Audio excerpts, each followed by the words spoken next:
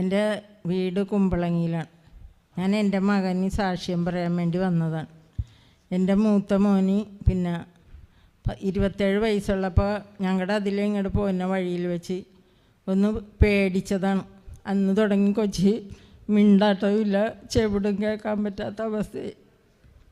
എന്നിട്ട് ഇവിടെ വന്ന് ധ്യാനത്തിൽ മരിയൻ കൺവെൻഷൻ ധ്യാനം കൂടി 2ാമത്തെ ദിവസം എൻ്റെ മകൻ വർത്തമാനം പറയാനും ചെവിട് കേൾക്കാനും തുടങ്ങി. ദൈവത്തിന് 1000 നന്ദി അർപ്പിക്കുന്നു. ഇളയ മോൻ കളിച്ച് അവിടെ ഇരിക്കണമായിരുന്നപ്പോൾ ഒരു കൊച്ചു വന്നു മുട്ടുകാലയിലോട്ട് വന്ന് വീണു. എന്നിട്ട് ചിരട്ട തെന്നിപ്പോയി. അപ്പം അവൻ തന്നെ എന്നിട്ട് പിടിച്ചിട്ട് ഡോക്ടറിൻ്റെ അടുത്ത് ചെന്നപ്പോൾ ഡോക്ടർ പറഞ്ഞ് കുഴപ്പമൊന്നുമില്ല എന്ന് പറഞ്ഞു. ഇത്രയൊന്നും ചെയ്തു എന്ന് മാതാവിനും യേശുവിനും 1000 നന്ദി പറഞ്ഞുകൊള്ളുന്നു. എത്ര നാൾ മകൻ